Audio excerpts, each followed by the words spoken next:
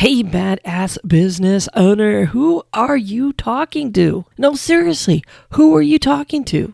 Let me explain. There's so many different things that we do that actually communicate who we are, what our business is about, and who we want to serve. The problem is, the majority of the time, we want to serve everybody. The problem is you just absolutely can't serve everybody.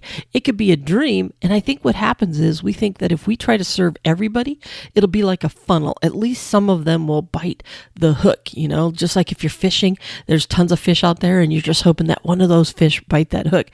So when we're talking to people and we're letting people know what it is that our business is about, we tend to use this approach. We tend to cast our line out there and just hope that somebody's going to bite.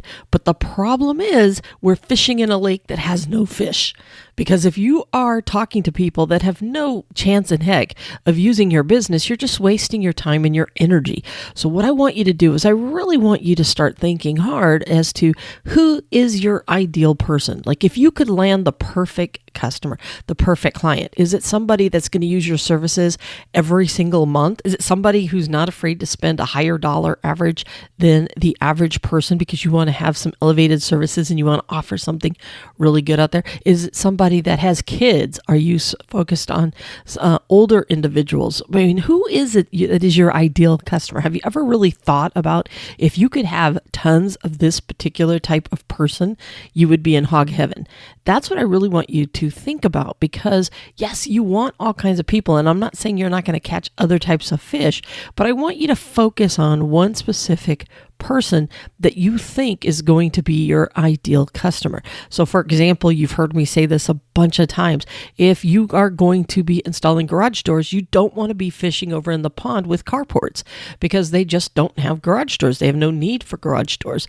Okay. So what you need to do is you need to think about who is the ideal person for you. For example, if you are a dog scooping, pooper, picker, upper, you're not going to focus your time and energy on folks that have no animals. Okay. It'd be wrong for you to go after folks that live in apartment buildings, for example.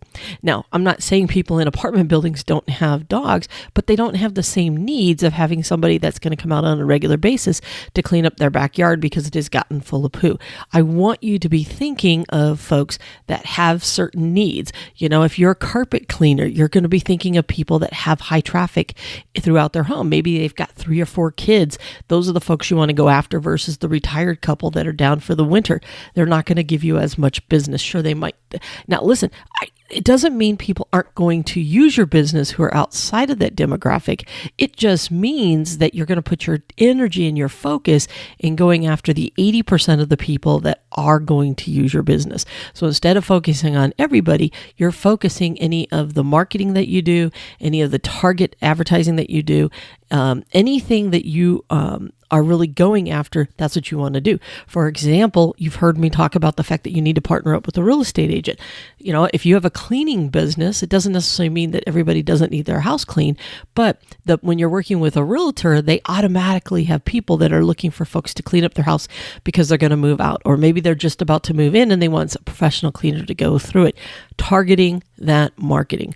So what I want you to do is I really want you to think about your business and ask yourself, what does your ideal customer look like? I want you to focus your energy on those individuals. That's one of the reasons why I also talk about in your marketing that instead of going out to if you live in a town or an area and there's all kinds of different subdivisions in it or different pockets of neighborhoods, instead of you going after all of them, let's just say you identify one that has the highest potential to have the most people that would use your services. So earlier you heard me talk about folks that are looking for retirements, people of a retirement age or older, they have a disposable income, so they're willing to use your services, or maybe they just don't have the physical abilities they once did. Whatever the reason, maybe you're going to focus on older folks.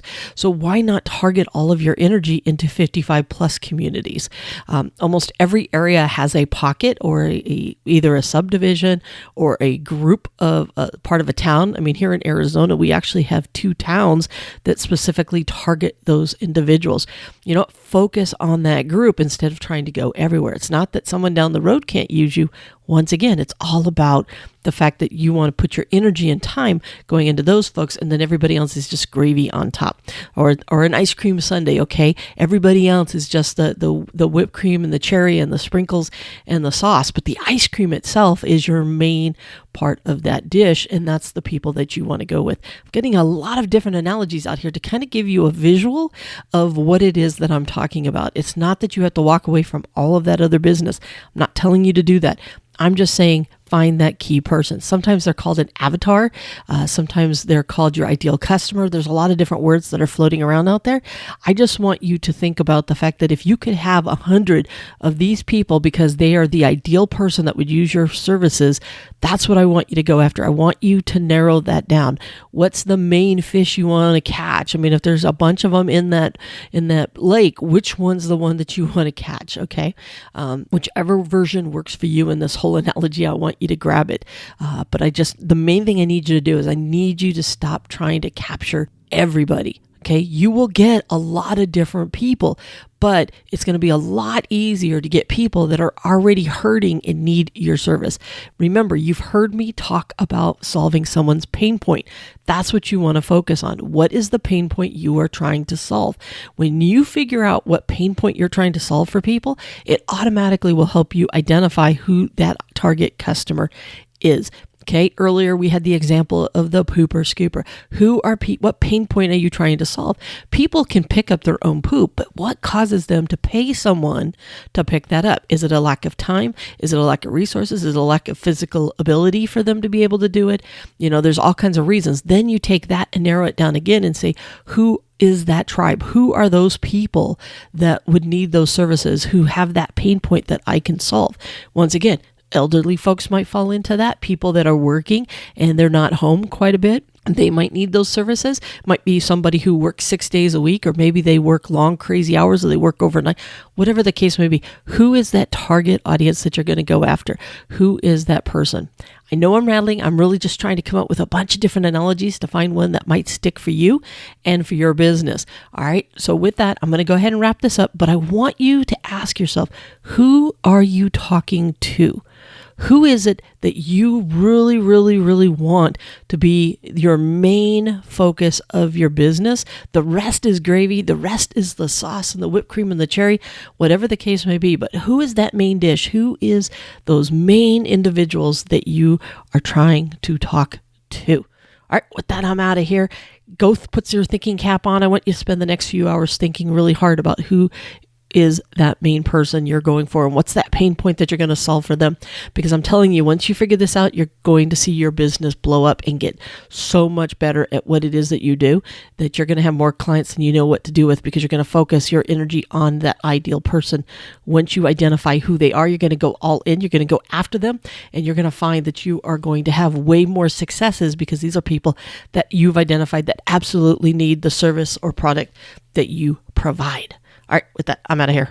Bye for now. Hey, badass business owner, before you go, as you know, I'm a huge believer in you knowing your business numbers. After all, it isn't about how much you sell, it's about what you keep. And the best way to grow your profits is to start diving in and understanding those business numbers. To help you on this journey, I have created the Know Your Business Numbers course. We will walk through how to read your profit and loss statement. You'll learn the key calculations that'll help ensure that you're making a healthy profit on all of your products or services, plus a ton of other good stuff that'll help you learn how to use those business numbers to create even more sales and profits. Just check out the link below in the show notes or visit knowyourbusinessnumberscourse.com. So if you're ready to increase those profits, it's time you start diving into your business numbers.